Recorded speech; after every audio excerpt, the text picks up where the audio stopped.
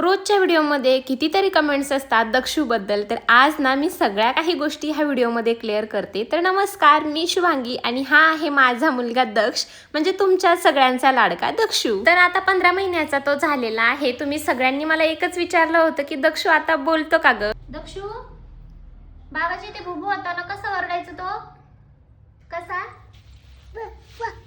भ भ अरे बापरे.